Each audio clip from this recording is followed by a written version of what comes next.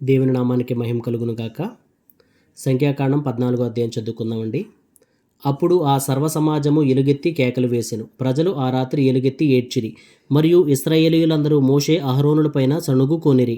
ఆ సర్వ సమాజము, అయ్యో, ఐగుప్తులో మేమేలా చావలేదు, ఈ అరణ్యమందు మేమేలా చావలేదు, మేము కత్తివాత పడునట్లు యెహోవా మమ్మను ఈ దేశములోనికి ఎలా తీసుకుని వచ్చెను, మా భార్యలు మా పిల్లలు కొల్లపోవుదురు, తిరిగి ఐగుప్తునకు వెళ్ళుట మాకు మేలు కాదా అని వారితో అనిరి. వారు, మనము నాయకుని ఒకరిని నియమించుకుని ఐగుప్తునకు తిరిగి వెళ్ళుదమని ఒకనితో ఒకడు చెప్పుకొనగా, మోషే అహరోనులు ఇశ్రాయేలీయుల సర్వసమాజము ఎదుట సాగిలపడిరి.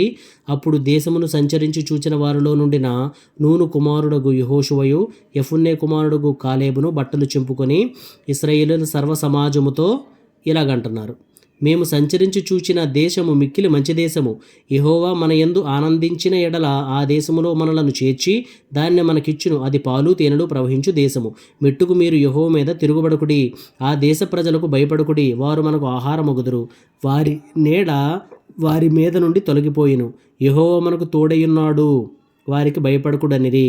ఆ సర్వసమాజము వారిని రాళ్లతో కొట్టి చంపవలెననగా ప్రత్యక్షపు గుడారములో యెహోవా మహిమ ఇశ్రాయేలీయులకందరికీ కనబడెను. యెహోవా మాట్లాడుతున్నాడండి.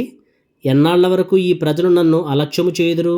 ఎన్నాళ్ల వరకు నేను వారి మధ్యను చేసిన సూచక క్రియలన్నిటినీ చూచి నన్ను నమ్మకయుందురు? నేను వారికి స్వాస్థ్యమియ్యక తెగులు చేత వారిని హతము చేసి ఈ జనము కంటే మహాబలము గల గొప్ప జనమును నీ వలన పుట్టించదనని మోషేతో చెప్పగా, మోషే యెహోవాతో ఇట్లనెను, అలాగైతే ఐగుప్తీయులు దాని గూర్చి విందురు. నీవు నీ బలము చేత ఈ జనమును ఐగుప్తీయులలో నుండి రప్పించితివి గదా. వీరు ఈ దేశ నివాసులతో ఈ సంగతి చెప్పియుందురు. యెహోవా అను నీవు ఈ ప్రజల మధ్యనున్నావనియు, యెహోవా అను నీవు ముఖాముఖిగా కనబడిన వాడవనియు, నీ మేఘము వారి మీద నిలుచుచున్నదనియు, నీవు పగలు మేఘస్తంభములోను రాత్రి అగ్నిస్తంభములోను వారి ముందర నడుచుచున్నావనియు వారు వినియున్నారు గదా. కాబట్టి నీవు ఒక్క దెబ్బతో ఈ జనులను చంపినేడల నీ కీర్తిని గూర్చి వినిన జనములు ప్రమాణపూర్వకముగా తాను ఈ జనులకు ఇచ్చిన దేశమందు వారిని చేర్చుటకు శక్తి లేక యెహోవా వారిని అరణ్యములో సంహరించెనని చెప్పుకొందురు. యెహోవా దీర్ఘశాంతుడును కృపాతిశయుడును దోషమును అతిక్రమమును పరిహరించువాడును, అపరాధిని నిరపరాధిగా ఎంచక 3-4 తరముల వరకు తండ్రుల దోషమును కుమారుల మీదికి తెచ్చువాడనై ఉన్నాడని నీవు చెప్పిన మాట చొప్పున నా ప్రభువు యొక్క బలము గణపరచబడునుగాక. ఐగుప్తులో నుండి వచ్చినది మొదలుకొని ఇదివరకు నీవు ఈ ప్రజల దోషమును పరిహరించియున్నట్లు నీ కృపాతిశయమును బట్టి ఈ ప్రజల దోషమును దయచేసి క్షమించుమని యెహోవాతో చెప్పగా, యెహోవా అంటున్నాడండి, నీ మాట చొప్పున నేను క్షమించియున్నాను. అయితే నా జీవము తోడు భూమి అంతయు యెహోవా మహిమతో నిండుకొని యుండును. నేను ఐగుప్తులోను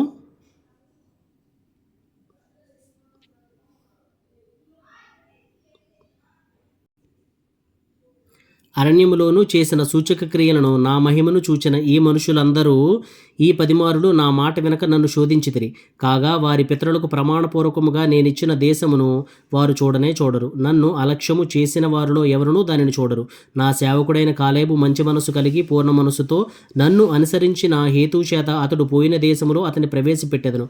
అతని సంతతి దానిని స్వాధీనపరుచుకొనును.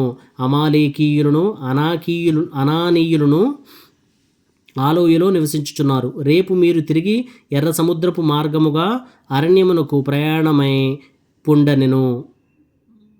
మరియు యెహోవా మోషే అహరోనులకు ఇలాగ సెలవిచ్చెను, నాకు విరోధముగా సణుగుచుండు ఈ చెడ్డ సమాజమును నేనెంతవరకు సహింపవలెను? ఇశ్రాయేలీయులు నాకు విరోధముగా సణుగుచున్న సణుగులను వినియున్నాను. నీవు వారితో యెహోవా వాక్కు ఏదనగా, నా జీవముతోడు మీరు నా చెవిలో చెప్పినదంతయు నిశ్చయముగా మీ ఎడల చేసేదను. 29వ వచనమండి. మీ శవములు ఈ అరణ్యములోనే రాలును. మీ లెక్క మొత్తము చొప్పున మీలో లెక్కింపబడిన వారందరూ, అనగా 20 ఏండ్లు మొదలుకొని పైప్రాయము కలిగి నాకు విరోధముగా సణిగిన వారును రాలిపోవుదురు. యెఫున్నె కుమారుడైన కాలేబును నూను కుమారుడునైన యెహోషువయు తప్ప మిమ్మును నివసింపజేయుదునని నేను ప్రమాణము చేసిన దేశమందు మీలో ఎవరునూ ప్రవేశింపరు. ఇది నిశ్చయము. అయితే వారు కొల్లపోవుదురని మీరు చెప్పిన మీ పిల్లలను నేను ఆ దేశము లోపలికి రప్పించెదను. మీరు తృణీకరించిన దేశమును వారు స్వతంత్రించుకొనెదరు. అయితే మీ శవములు ఈ అరణ్యములో రాలును. మీ శవములు ఈ అరణ్యములో క్షయమగు వరకు మీ పిల్లలు ఈ అరణ్యములో 40 ఏండ్లు తిరుగులాడుచు మీ వ్యభిచార శిక్షను భరించెదరు. మీరు ఆ దేశమును సంచరించి చూచిన 40 దినముల లెక్క ప్రకారము దినమునకు 1 సంవత్సరము చొప్పున 40 సంవత్సరములు మీ దోష శిక్షను భరించి నేను మిమ్మును రోసివేసినట్టు తెలుసుకొందును. ఇది యెహోవా అను నేను చెప్పిన మాట. నాకు విరోధముగా కూడిన చెడ్డదగు ఈ సర్వసమాజమునకు నిశ్చయముగా దీని చేసేదను. ఈ అరణ్యములో వారు క్షీణించిపోవుదురు, అక్కడనే చనిపోవుదురు అనెను. ఆ దేశమును సంచరించి చూచుటకై మోషే చేత పంపబడి తిరిగి వచ్చి ఆ దేశమును గూర్చిన చెడ్డ సమాచారము చెప్పుట వలన సర్వసమాజం అతని మీద సడుగునట్లు చేసిన మనుషులు, అనగా ఆ దేశమును గూర్చి చెడ్డ సమాచారం చెప్పిన మనుషులు యెహోవా సన్నిధిని తెగులు చేత చనిపోయిరి. అయితే ఆ దేశమును సంచరించి చూచిన మనుష్యులలో నూను కుమారుడుగు యెహోషువయు యెఫున్నె కుమారుడుగు కాలేబును బ్రతికిరి. మోషే ఇశ్రాయేలీయులందరితో ఆ మాటలు చెప్పగా ఆ జనులు చాలా దుఃఖించిరి. వారు ఉదయమున లేచి ఆ కొండ కొన మీదకెక్కి, చిత్తమండి, మేము పాపము చేసిన వారము, యెహోవా చెప్పిన స్థలమునకు వెళ్ళుదుము అనిరి. అప్పుడు మోషే, ఇది ఎలా? మీరు యెహోవా మాట వినుచున్నారేమి? అది కొనసాగదు. యెహోవా మీ మధ్యన లేడు గనుక మీ శత్రువులు ఎదుట హతము చేయబడుదురు. మీరు సాగిపోకుడి. ఏలయనగా అమాలేకీయులు, కనానీయులు 43వ వచనం 2వ లైన్ మధ్య నుంచి చదువుతున్నానండి. అమాలేకీయులు, కనానీయులు మీకంటే ముందుగా అక్కడికి చేరియున్నారు. మీరు ఖడ్గము చేత కూలుదురు. మీరు యెహోవాను అనుసరించుట మానితిరి గనుక ఇక యెహోవా మీకు తోడయ్యుండుడని చెప్పెను. అయితే వారు మూర్ఖించి ఆ కొండ కొనకెక్కిపోయిరి. అయినను యెహోవా నిబంధన మందసమైనను మోషే అయినను పాళెములో నుండి బయలు వెళ్ళలేదు. అప్పుడు ఆ కొండ మీద నివాసముగానున్న అమాలేకీయులను, కనానీయులను దిగి వచ్చి వారిని కొట్టి హోర్మా వరకు వారిని తరిమి హతము చేసిరి. ఆమెన్. 15వ అధ్యాయం చదువుతున్నానండి. మరియు యెహోవా మోషేకు ఇలాగ సెలవిచ్చెను, నీవు ఇశ్రాయేలీయులతో ఇట్లనుము, నేను మీకిచ్చుచున్న దేశవాసములలో మీరు ప్రవేశించిన తరువాత యెహోవాకు ఇంపైన సువాసన కలుగునట్లుగా గోవులలోని దానినే గాని గొర్రె మేకలలోని దానినే కానీ దహన బలిగానైనను తెచ్చి మ్రొక్కుబడి చెల్లించుటకనియో స్వేచ్ఛార్పణగాననియో నియామక కాలమందు అర్పించునది అనియో దేనినైనను మీరు అర్పించగోరిన ఎడల యెహోవాకు ఆ అర్పణము అర్పించువాడు 30 నూనెతో కలుపబడిన 2 పళ్ళ పిండిని నైవేద్యముగా తేవలను. ఒక్కొక్క గొర్రె పిల్లతో కూడా దహన బలి మీదనేమి పోయిటకే 30 ద్రాక్షరసమును పానార్పణముగా సిద్ధపరచవలను. పొట్టేలుతో కూడా పడి నూనెతో కలుపబడిన 4 పళ్ళ పిండిని నైవేద్యముగా సిద్ధపరచవలను. పడి ద్రాక్షరసమును పానార్పణముగా తేవలను. అది యెహోవాకి ఇంపైన సువాసన. మొక్కుబడిని చెల్లించుటకైనను యెహోవాకు సమాధాన బలి నర్పించుటకైనను నీవు దహన బలిగానైనను కోడెదూడను సిద్ధపరచిన ఎడల ఆ కోడెతో కూడా 10 నూనె కలుపబడిన 6 పళ్ళ గోధుమ పిండిని నైవేద్యముగా అర్పింపవలెను. మరియు యెహోవాకు ఇంపైన సువాసన గల హోమముగా 10 ద్రాక్షారసమును పానీయార్పణముగా తేవలను. ఒక్కొక్క కోడెతో కూడాను, ఒక్కొక్క పొట్టేలుతో కూడాను, గొర్రెలలోనిదైనను మేకలలోనిదైనను ఒక్కొక్క పిల్లతో కూడాను అలాగూ చేయవలను. మీరు సిద్ధపరచునాటి లెక్కను బట్టి వాటి లెక్కలో ప్రతి దానికిని అట్లు చేయవలను. దేశములో పుట్టిన వారందరూ యెహోవాకు ఇంపైన సువాసన గల హోమార్పణమును తెచ్చినప్పుడు అలాగుననే చేయవలను. మీ యొద్ద నివసించు పరదేశి గాని మీ తరములలో మీ మధ్యనున్న వాడెవడునూ గాని యెహోవాకు ఇంపైన సువాసన గల హోమము అర్పింపగోరినప్పుడు మీరు చేయనట్లే అతడును చేయవలను. సంగమునకు అనగా మీకును మీలో నివసించు పరదేశికిని ఒక్కటే కట్టడ. అది మీ తరతరములకుండు నిత్యమైన కట్టడ. యెహోవా సన్నిధిని మీరున్నట్లే పరదేశియు ఉండును. 16వ వచనం నుంచి చదువుతున్నానండి. మీకును మీ యొద్ద నివసించు పరదేశికిని ఒక్కటే ఏర్పాటు, ఒక్కటే న్యాయవిధి ఉండవలను. యెహోవా మోషేకు ఇలాగు సెలవిచ్చెను, నీవు ఇశ్రాయేలీయులతో ఇట్లనుము, నేను మిమ్మును తీసుకుని పోవుచున్న దేశములో మీరు ప్రవేశించిన తరువాత మీరు ఆ దేశపు ఆహారమును తినునప్పుడు ప్రతిష్టార్పణమును యెహోవాకు అర్పింపవలను. మీరు మీ మొదటి పిండి ముద్ద రొట్టెను ప్రతిష్టార్పణముగా అర్పింపవలను. కళ్ళపు ఆవరణము వలె దాని అర్పింపవలను. మీ తరతరములకు మీ మొదటి పిండి ముద్దలో నుండి ప్రతిష్టార్పణమును యెహోవాకు అర్పింపవలను. యెహోవా మోషేతో చెప్పిన ఈ ఆజ్ఞలన్నిటిలో అనగా యెహోవా ఆజ్ఞాపించిన దినము మొదలుకొని అటుపైని మీ తరతరములకు యెహోవా మోషే ద్వారా మీకు ఆజ్ఞాపించిన వాటిలో పొరపాటున దేనినైనను మీరు చేయకపోయినప్పుడు అది సమాజమునకు తెలియబడని ఎడల సర్వసమాజము యెహోవాకు ఇంపైన సువాసనగా నుండుటకై దహనబలిగా ఒక కోడెదూడను విధి చొప్పున దాని నైవేద్యమును దాని పానీయార్పణమును పాప పరిహారార్థ బలిగా ఒక మేకపిల్లను సిద్ధపరచవలను. యాజకుడు ఇశ్రాయేలీయుల సర్వసమాజము నిమిత్తము ప్రాయశ్చిత్తము చేయవలను. తెలియకే దాన్ని చేసెను గనుక క్షమింపబడును.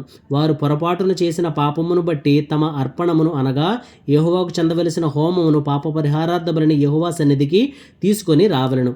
అప్పుడు ఇశ్రాయేలీయుల సర్వసమాజమేమి వారి మధ్యను నివసించు పరదేశి ఏమీ క్షమాపణ నొందును. ఏలయనగా ప్రజలందరూ తెలియకయే దాన్ని చేయుట తటస్థించెను. ఒకడు పొరపాటున పాపము చేసిన ఎడల వాడు పాప పరిహారార్థ బలిగా ఏడాది ఆడు మేక పిల్లను తీసుకొని రావలను. పొరపాటున యెహోవా సన్నిధిని దాన్ని చేసిన గనుక తెలియకయే పాపము చేసిన వాని నిమిత్తము యాజకుడు ప్రాయశ్చిత్తము చేయును. వాని నిమిత్తము ప్రాయశ్చిత్తము చేయటం వలన వాడు క్షమాపణ పొందును. ఇశ్రాయేలీయులలో పుట్టినవాడే గాని వారి మధ్యను నివసించు పరదేశీయే గాని పొరపాటున ఎవడైనను పాపము చేసిన ఎడల వానికిని మీకును విధి ఒక్కటే ఉండవలను. అయితే దేశమందు పుట్టిన వాడే గాని పరదేశీయే గాని ఎవడైనను సాహసించి పాపము చేసిన ఎడల వాడు యెహోవాను తృణీకరించిన వాడగును గనుక అట్టివాడు నిశ్చయముగా జనులలో నుండకుండా కొట్టివేయబడును. వాడు యెహోవా మాటను అలక్ష్యము చేసి ఆయన ఆజ్ఞను మీరినందున నిశ్చయముగా కొట్టివేయబడును. వాని దోష శిక్షకు వాడే కారకుడు. 32వ వచనం నుంచి చదువుతున్నానండి. ఇశ్రాయేలీయులు అరణ్యములో ఉన్నప్పుడు ఒకడు విశ్రాంతి దినమున కట్టెలు ఏరుట చూచిరి. వాడు కట్టెలు ఏరుట చూచిన వారు మోషే యొద్దకును అహరోను నొద్దకును సర్వసమాజము నొద్దకును వానిని తీసుకుని వచ్చిరి. వానికి ఏమి చేయవలనో అది విశదపరచబడలేదు గనుక వానిని కావలిలో ఉంచిరి. తరువాత యెహోవా అంటున్నాడండి, ఆ మనుషుడు మరణశిక్ష నందవలను. సర్వసమాజము పాడెం వెలుపల రాళ్లతో వాని కొట్టి చంపవలనని మోషేతో చెప్పెను. కాబట్టి యెహోవా మోషేకు ఆజ్ఞాపించినట్లు సర్వసమాజము పాళెం వెలుపలికి వాని తీసుకుని పోయి రాళ్లతో వాని చావగొట్టెను. మరియు యెహోవా మోషేకు ఇలాగ సెలవిచ్చెను, నీవు ఇశ్రాయేలీయులతో ఇట్లనము, వారు తమ తరతరములకు తమ బట్టల అంచులకు కుచ్చులు చేసుకుని అంచుల కుచ్చుల మీద నీలి సూత్రము తగిలింపవలను. మీరు నా ఆజ్ఞలన్నిటినీ జ్ఞాపకం చేసుకుని మీ దేవునికి ప్రతిష్ఠితులై యుండునట్లు మునుపటి వలె కోరిన బట్టియు చూచిన వాటిని బట్టియు వ్యభిచరింపక దాన్ని చూచి యెహోవా ఆజ్ఞలన్నిటినీ జ్ఞాపకం చేసుకుని వాటిని అనుసరించుటకే అది మీకు కుచ్చుగా నుండును. నేను మీకు దేవుడినై ఉండునట్లుగా ఐగుప్తు దేశములో నుండి మిమ్మల్ని రప్పించిన మీ దేవుడినైన యెహోవాను, మీ దేవుడినైన యెహోవాను నేనే. ఇక్కడ 14-15 అధ్యాయాలు సంఖ్యాకాండాలు మనం చదువుకున్నామండి. అయితే 13వ అధ్యాయంలో ఏం రాస్తుందంటే కనుక పాలు తేనెలు ప్రవహించే కనాను దేశానికి వేగు చూడటానికి మీరు వెళ్ళరండి అని కాలేబు యెహోషువలతో పాటు కొంతమంది మరి జనం బయలుదేరి అక్కడికి వెళ్తారు. కానీ కాలేబు యెహోషువలు తప్ప మిగతా వారందరూ ఏం చెప్తారంటే కనుక ఈ 14వ అధ్యాయంలో వాళ్ళు మనల్ని అది పాలు తేనెలు ప్రవహించే కనాను దేశంలో ఉన్న ప్రజలు మనల్ని తినేస్తారు, వాళ్ళు చాలా మరి ఉన్నత దేహులు, వాళ్ళు మరి వాళ్ళ దృష్టికి మనం మిడతల్లాగా ఉన్నాము అని వచ్చి చెప్తారనమాట. ఎక్కడికి ఇశ్రాయేలు ప్రజలతోటి, మోషే అహరోను దగ్గర ఉన్నటువంటి ప్రజలతోటి. అప్పుడు ఆ ప్రజలందరూ అంటారు కదా, ఇదిగో మీరు మమ్మల్ని చంపడానికి అక్కడికి మీరు మమ్మల్ని తీసుకెళ్తున్నారు పాలు తేనెలు ప్రవహించే కనాను దేశానికి, మేము అక్కడికి రాము. మరి మేమందరం ఏం చేస్తామంటే కనుక ఒక మనిషిని మేము ఏర్పాటు చేసుకుని మళ్ళా ఐగుప్తు దేశానికి వెళ్ళిపోతామని అంటారు. అక్కడ యెహోవా కోపం రగులుతుందండి. రగిలి ఏం చేస్తాడంటే కనుక వాళ్ళందరినీ సంహరిస్తాడు. అక్కడ మేము ఇక్కడ చనిపోతాం, మేము అక్కడికి రామంటారు. వాళ్ళ నోటి మాటను బట్టే వాళ్ళ నోటి మాటే వాళ్ళ మీద సాక్ష్యం పలికింది. వాళ్ళందరిని అక్కడ సంహరించేస్తాడు దేవుడు. కానీ కాలేబు యెహోషువ మాత్రమే ఏం చేస్తారు తెలుసా, మరి ఆ దేశాన్ని దేవుడు మనకి ఇవ్వబోతున్నాడో అని మంచి సాక్ష్యం వాళ్ళు పలుకుతారు. పాజిటివ్ మైండ్ తోటి వాళ్ళు ఏంటంటే కనుక మరి పలుకుతారు. కాలేబుని దేవుడు ఇక్కడ మహింపరుస్తాడు. నా మనసును తెలుసుకున్నటువంటి నీ పూర్ణ మనసుతో నన్ను అనుసరించావు కాబట్టి నేను నిన్ను ఎంతో గొప్ప చేస్తానంటాడు కాలేబుని. అలాగే యెహోషువను కూడా ఎంతో మరి గొప్ప చేసినట్టు మనం చూడొచ్చు బైబిల్ గ్రంథంలో. సో మన జీవితంలో వచ్చేటువంటి సమస్యలు మనకి అది ఒక పెద్ద భూతంలా కనిపించవచ్చు, కానీ మనం దాన్ని యేసుక్రీస్తులో ఉండి చూస్తే, ప్రభు అయిన యేసుక్రీస్తులో ఉండి చూస్తే అది మనకి చాలా స్వల్పంగా కనిపిస్తుంది. కానీ మనకున్న సమస్యని మన దృష్టితోనే మనం చూస్తే కనుక అది మన పెద్ద ఉన్నత దేహిగా కనిపిస్తుంది, అది మనం తినేసే విధంగా కనిపిస్తుంది. కాబట్టి మన సమస్యని యేసుక్రీస్తులోంచి మనం చూద్దాం, మరి దాన్ని మనం తొలగించుకుందాం. ఇట్టి కృప ధన్యత దేవుడు మనకు అనుగ్రహించును గాక. ఆమెన్. మరి ఈ channel please subscribe, comment, share, and don't forget to share your friends, and please let them subscribe this channel, and may God bless you all. Amen.